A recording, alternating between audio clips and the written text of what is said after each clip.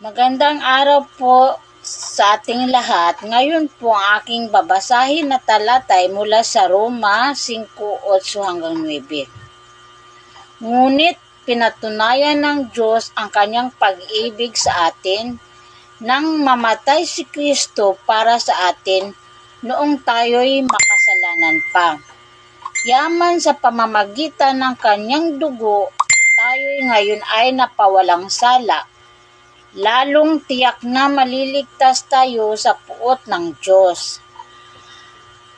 Ang nagustuhan ko po sa talatang ito, malinaw at tiyak maliligtas ang mga taong napawalang sala sa pamamagitan ng dugo ng Panginoong Hesukristo.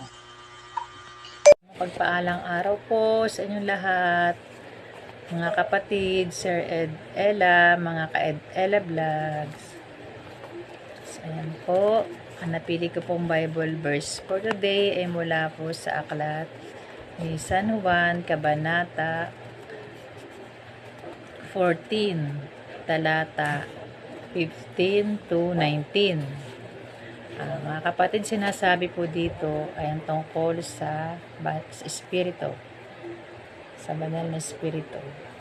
Kung iniibig ninyo ako, tutuparin ninyo ang aking mga utos. Dadalangin ako sa Ama at kayo bibigyan niya ng isa pang patnubay na magiging kasama ninyo magpakailanman. Ito yung Espiritu ng katotohanan na hindi matanggap ng sanlibutan, sapagkat hindi siya nakikita ni nakikilala ng sanlibutan. Ngunit, makikilala ninyo siya sapagkat siya'y sama sa inyo at nananahan sa inyo. Hindi ko kayo iwanang nangungulila, babalik ako sa inyo. Konting paano na lamang at hindi na ako makikita ng sanlibutan. Ngunit ako'y makikita ninyo sapagkat mabubuhay ako at mabubuhay rin kayo. Isa rin pong napakagandang Bible verse na nakaantig sa akin sa araw na ito. Ay tungkol nga po ito sa pag-iral ng banal na Espiritu sa atin. Ito po isa ring tungkol sa pag-ibig natin sa Panginoon. Na hindi po niya tayo iiwan, nananatili po siya sa ating puso at isipan. Yun po ay ang banal na Espiritu. Batid po natin sa ating sarili. Siguro po, ako bilang isang ina, paggising sa umaga, sa buong maghapon, humingi po ako ng patnubay ng banal na Espiritu. Ramdam na ramdam ko po yan, lalo na po pag ako'y nananalangin. Pinapatnubayan kami sa buong maghapon, ang aking mga anak, ang aking asawa, ang aking mga mahal sa buhay, na gabayan at huwag kaming maligaw ng landas. Kami ay mamuhay ng naayon sa kalooban ng Diyos.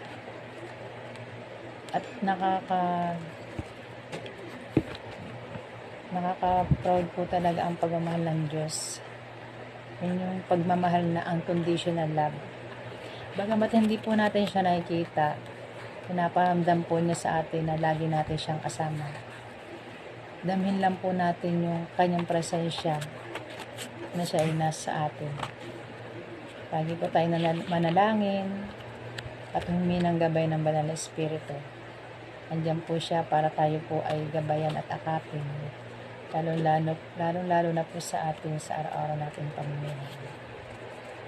Hindi niya po tayo iwan. Kahit ano pa po ang mangyari sa atin, andyan po lagi ang banal na Espiritu. Basta po tayo ay laging tumawag sa ating Panginoon Diyos, si Jesucristo. Maraming salamat po sa inyong pakikinig. God bless us. Kawikaan, Kabanata 15, Talata 15. Ang buhay ng mga dukha ay palaging mahirap, ngunit kung palagi silang makukontento, sila ay palaging magiging masaya. Ang nagustuhan ko sa talatang ito ay ang pagiging kontento natin sa buhay. Maging masaya tayo kung ano man yung mga nakukuha natin o natatamasa natin sa ngayon. Dahil kung patuloy tayong maghahanap ng mga alam naman natin na mahirap nating makamit, hindi tayo magiging masaya sapagkat ang gusto ng Panginoong Diyos ay maging masaya tayo palagi sa buhay. Magandang umaga po sa ating lahat. Ang verse na babasahin ko po ngayon ay galing sa pangalawang sulat ni Pedro, Kabanata 1, Talata 21. Ang hula ay hindi kailanman dumating sa pamamagitan ng kalooban ng tao, kundi ang mga tao ay nagsalita mula sa Diyos habang ginagabayan sila ng banal na espiritu. Para po sa akin, ang ibig sabihin po nito ay tayong mga tao ay may kanya-kanyang kapalaran sa buhay. At ang kapalaran na ito ay tayo din ang gumagawa. Kaya wag po tayong umasa lamang sa hula kasi nga yun ay tinatawag na hula lamang. Hindi po natin iasa na kasi ganito yung hula sa atin, kaya ganun ang mangyayari sa ating buhay. Ang isipin po natin, tayo ang gumagawa ng sarili nating kapalaran. Yun lang po, maraming salamat po.